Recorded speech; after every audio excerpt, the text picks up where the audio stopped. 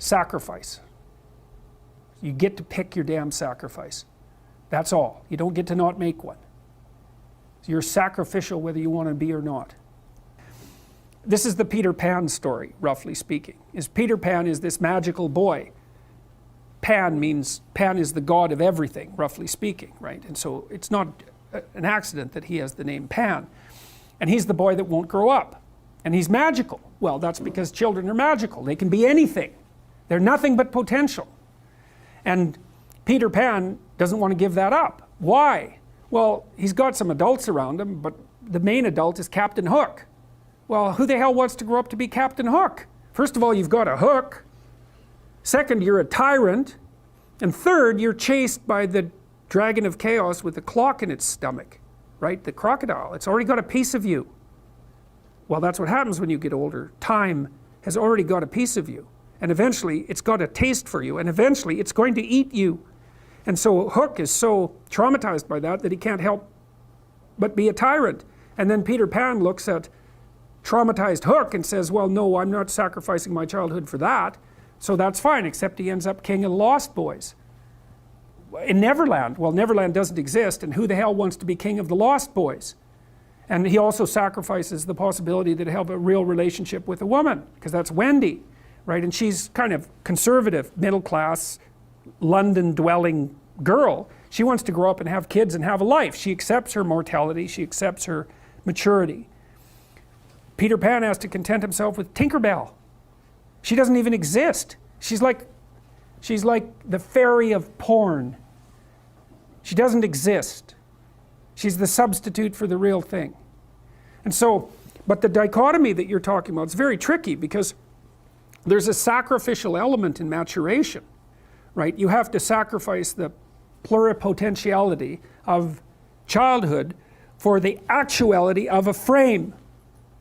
And the question is, well, why would you do that? Well, one reason is it happens to you whether you do it or not. You can either choose your damn limitation, or you can let it take you unaware when you're 30, or even worse, when you're 40.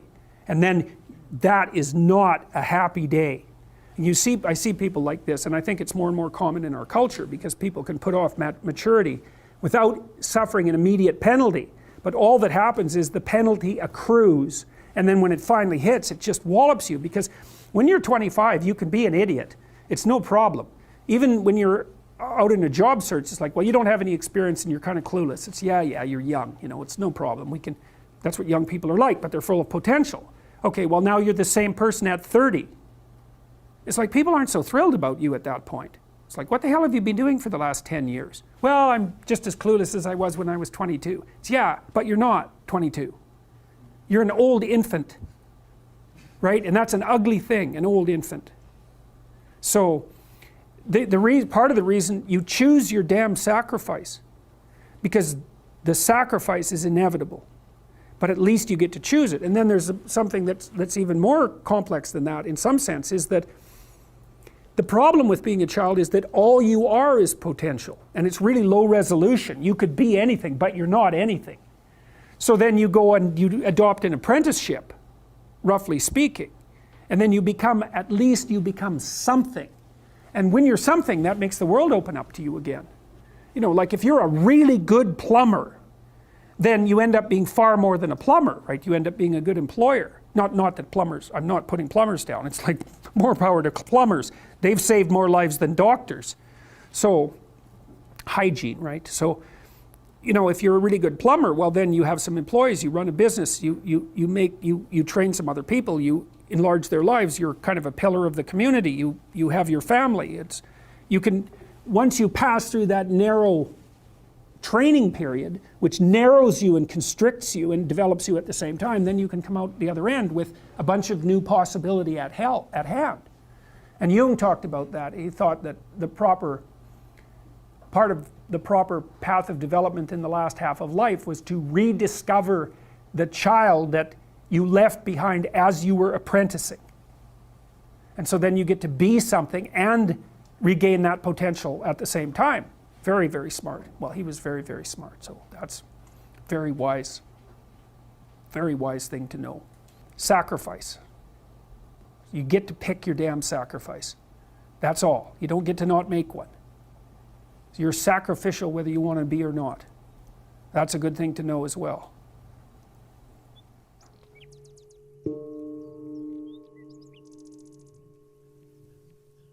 Dostoevsky said that in Notes from the Underground, a great, great book. And he said, and I love this, it was an early criticism of the notion of a political utopia. He said, look, if you gave people everything they wanted, they had nothing to eat but cake, and nothing to do but sit in warm pools and busy themselves with the continuation of the species. That was his lines. That the first thing they would do, well, maybe after the first week, was like go kind of half insane and smash everything up just so that something that they didn't expect would happen, so that they'd have something interesting to do.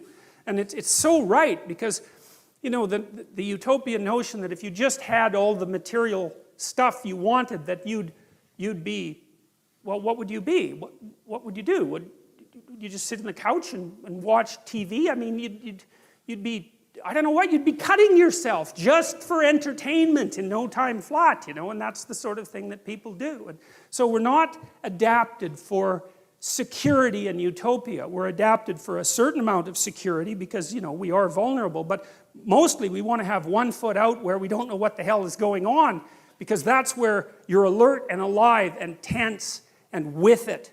And I believe this, and I believe it actually has something to do with the hemispheric structure of the physiology of your brain, is because the right hemisphere looks roughly adapted to what you don't know, and the left hemisphere, and this is an oversimplification, but a useful one, is adapted to the world that you do know, and the right place for you to be is halfway between them. Because and you can tell that. That's what's so cool. And this tells you that this is actually reality that's manifesting itself to you. That sense of active engagement you have in the world when things are working well for you, where you should be at the right time. You're alert and on top of things and engaged, and you don't have much of a sense of time, and the sense of the tragedy of life sort of recedes. And that's when you've got one foot where it's secure and one foot out in the unknown, and your brain signals to you that you're in the right place by making what you're doing meaningful. And that sense of meaning is actually a neurophysiological signal that you've got the forces of the cosmos properly balanced in your being at that moment. And that's why it feels so good. And now, well, what else could it possibly be? I mean, our brain is capable of looking beyond our vision. That's what it's for. And that sense of engagement, there's no reason to assume that that's anything but a real signal. And you can reduce it. You could say, well, the problem with being where you know only is that you don't know everything. And that's going to be a problem in the future. And the problem with being where you know nothing is, that's just too much, man. Like, you go into panic mode, and because anything can happen there and you can't handle it. So you got to mediate between those two things. You want to be secure enough so that your physiology isn't revving out of control, and you want to be out there in the unknown enough so that you keep updating yourself constantly, constantly, constantly. And that's the place where information flow is maximized. And you know that because that's where you are when you're having a really interesting conversation with someone, or you're gripped by a book, or you're really into a movie, or maybe something that you do as apart from your work, or maybe even in your work, you're into it. And that's because you are in the right place at the right time, and your whole nervous system is signaling that to you. And I would say that's the sort of place that you should be all the time. Of course, you can't be, because no one's perfect, but that's the recreation of paradise on earth. It's something like it, because you are in the right place at the right time when that is happening. And so we're mobile creatures, right? We need to know where we're going, because all we're ever concerned about, roughly speaking, is where we're going. That's what we need to know. Where are we going? What are we doing? And why? It turns out that the way that we're constructed neurophysiologically is that we don't experience any positive emotion unless we have an aim and we can see ourselves progressing towards that aim. It isn't precisely attaining the aim that makes us happy. As you all know, if you've ever attained anything, because as soon as you attain it, then the whole little game ends. Then you have to come up with another game, right? So it's Sisyphus, and that's okay, but it does show that the attainment can't be the thing that drives you, because it collapses the game. That's what happens when you graduate from university. It's like, you're king of the mountain, for one day, and then you're like surf at Starbucks for the next 5 years, you know, so, yeah. So what happens is that human beings are weird creatures because we're much more activated by having an aim and moving towards it than we are by attainment. And what that means is you have to have an aim, and that means you have to have an interpretation. And it also means that the nobler the aim, that's one way of thinking about it, the better your life. And that's a really interesting thing to know because, you know, you've heard ever since you were tiny that you should act like a good person and you shouldn't lie, for example. And you might think, well, why the hell should I act like a good person and why not lie? I mean, even a 3-year-old can ask that question because smart kids learn to lie earlier, by the way. And they think, well, why not twist the fabric of reality so that it serves your specific short-term needs? I mean, that's a great question. Why not do that? Why act morally? If you can get away with something and it brings you closer to something you want, well, why not do it? These are good questions. It's not self-evident. Well, it seems to me tied in with what I just mentioned. It's like you destabilize yourself and things become chaotic. That's not good. And if you don't have a noble aim, then you have nothing but shallow, trivial pleasures. And they don't sustain you. And that's not good because life is so difficult, it's so much suffering, it's so complex. It ends and everyone dies and it's painful. It's like without a noble aim, how can you withstand any of that? You can't. You become desperate, and once you become desperate, things go from bad to worse very rapidly when you become desperate. And so there's the idea of the noble aim, and it's not something, it's something that's necessary. It's the bread that people cannot live without, right? That's not physical bread. It's the noble aim. And what is that? Well, it's to pay attention. It's to speak properly. It's to confront chaos. It's to make a better world. It's something like that. And that's enough of a noble aim so that you can stand up without, you know, cringing at the very thought of your own existence, so that you can do something that's worthwhile to justify your wretched position on the planet. And whatever it is that is you has this capacity to experience reality and to transform it, which is a very strange thing, you know. You can conceptualize a future in your imagination, and then you can work and make that manifest. You participate in the process of creation. It's an amazing idea because it gives consciousness a constitutive role in the cosmos.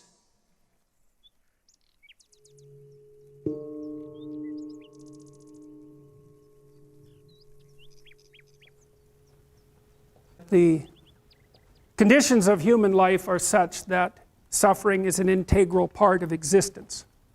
Now, it's an important thing to understand. It's also a viewpoint shared by the bulk of the great religious systems of the world. Life is suffering. Why? Well, one reason is because of society's arbitrary judgment, right? Every single one of us has traits and features and quirks and idiosyncrasies that are far from ideal, and that are judged by the standards of society as insufficient. And so you suffer because of your imperfect insufficiency in the eyes of others. And you can certainly make the claim that fairly frequently that's arbitrary. And so that's the claim that society is tyrannical and judgmental and needs to be constantly reconstituted so that the tyrannical element doesn't take full control. And fair enough, you have to stay awake so that that doesn't happen. But the thing is, it doesn't matter what society it is, although they vary in the degree of their tyranny. The mere fact that you're grouped together with other people and have to come up with a common value structure in order to live together means that many of the things that characterize you are going to be suboptimal. And so the price you pay for social being is that much of you is deemed insufficient. Now, hopefully there are various ways that you can be within a society that's sufficiently diverse so that you can find a place where what's good about you in the eyes of others and perhaps in your own eyes can flourish of its own accord. Because you don't have to be good at everything. If you can be good at one thing well enough, that might allow you your niche. And hopefully a healthy society allows for that. Certainly societies can become so tyrannical that they don't. So you can lay one source of human suffering at the feet of tyrannical social structures, but the other element of it, clearly, is the mere fact of the arbitrariness of the natural world. Like you have a lifespan that's going to be counted in the number of decades that you can count on two hands. And that has nothing to do, technically, with the tyranny of the social structure. Now you could say, if we got our act together more completely, perhaps you could live longer, and fair enough, but the fact of the limits of your lifespan and the suffering that's necessarily a consequence of that, the death of your parents and the death of most people that you will know before you, means that that part of suffering is an integral part of existence itself. And so that can't be laid at the feet of an insufficient social structure except insofar as it's tyrannical and blind.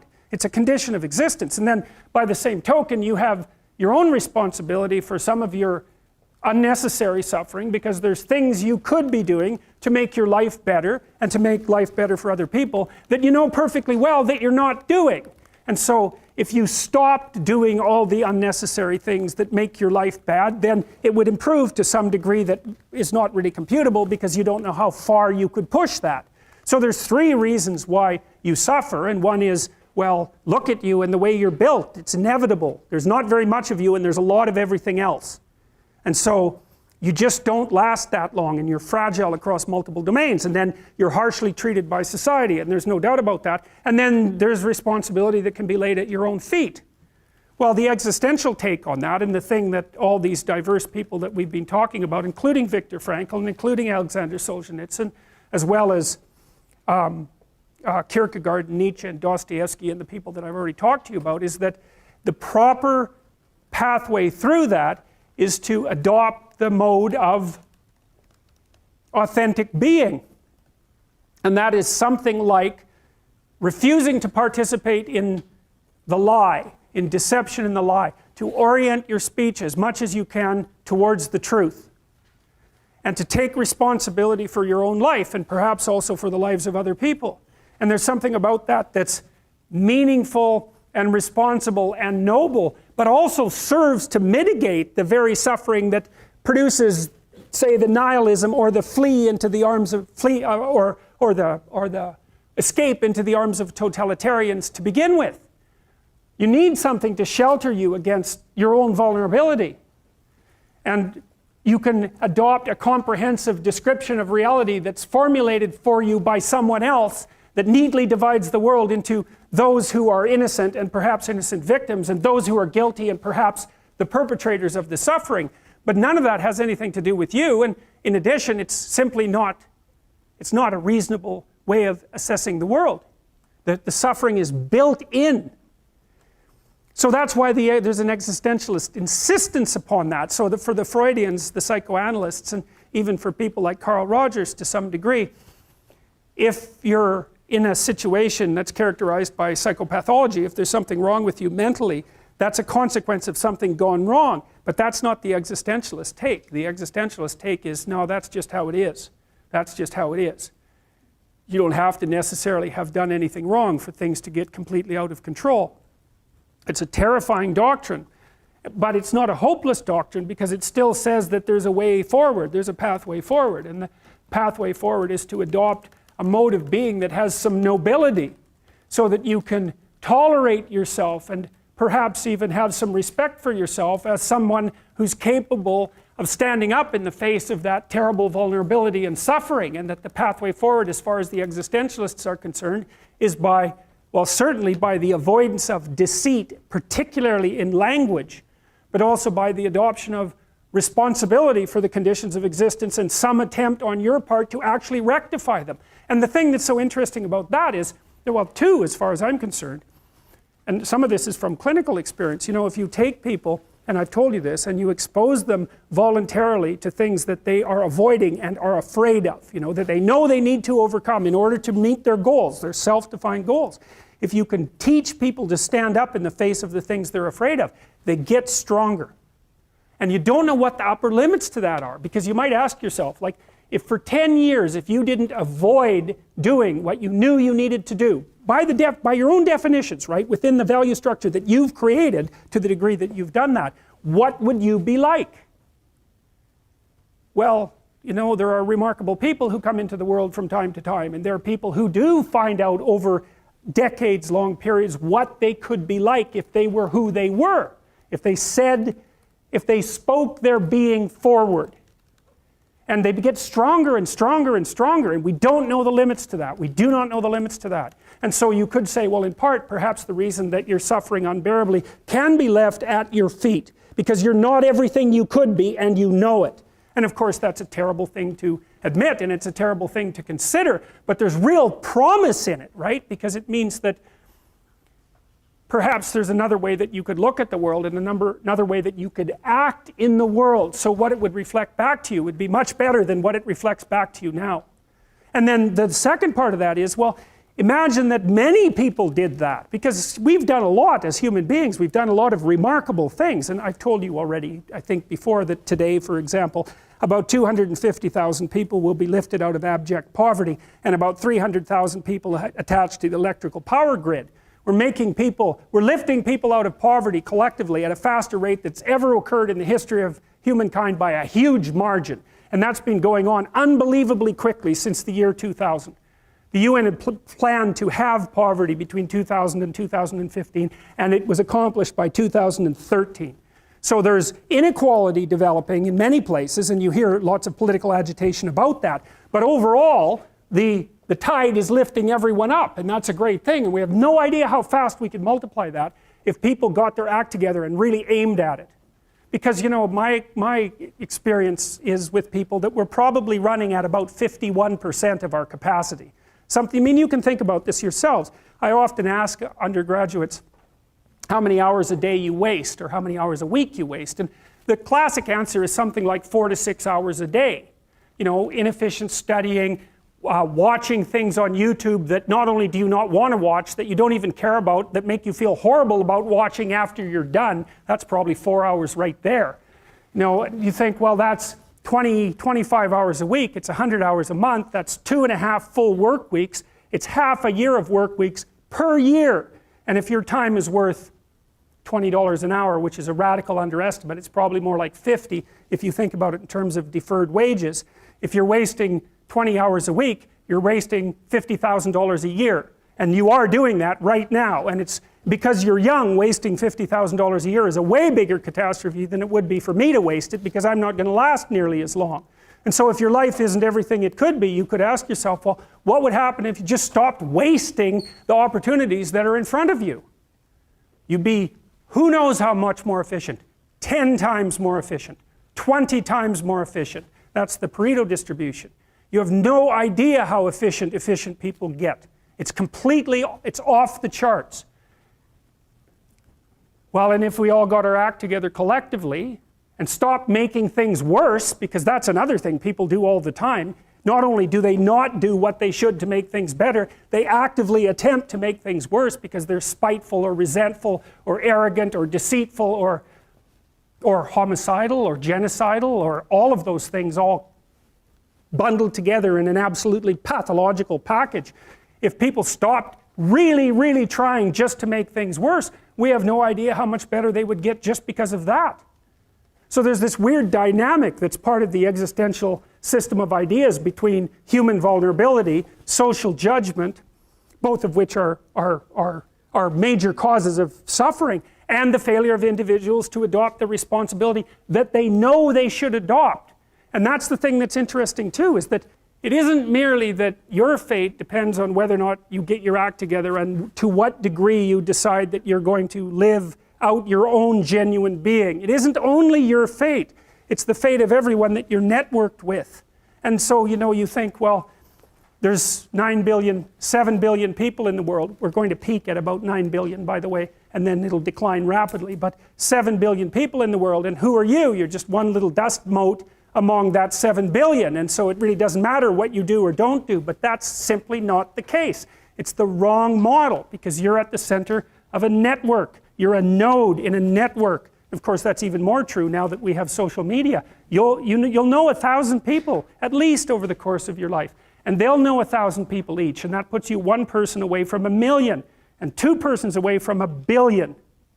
And so that's how you're connected, and the things you do, they're like dropping a stone in a pond. The ripples move outward and they affect things in ways that you can't fully comprehend, and it means that the things that you do and that you don't do are far more important than you think.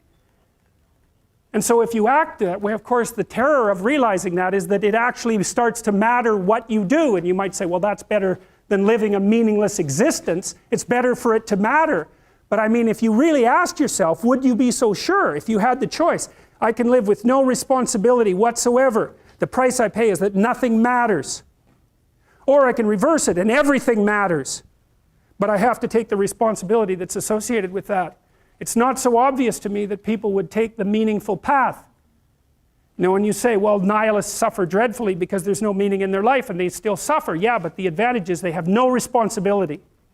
So that's the payoff, and I actually think that's the motivation. Say, well, I can't help being nihilistic. All my belief systems have collapsed. It's like, yeah, maybe. Maybe you've just allowed them to collapse because it's a hell of a lot easier than acting them out. And the price you pay is some meaningless suffering, but you can always whine about that and people will feel sorry for you, and you have the option of taking the pathway of the martyr, so that's a pretty good deal, all things considered, especially when the alternative is to bear your burden properly and to live forthrightly in the world. Well, if you live a pathological life, you pathologize your society, and if enough people do that, then it's hell. Really, really.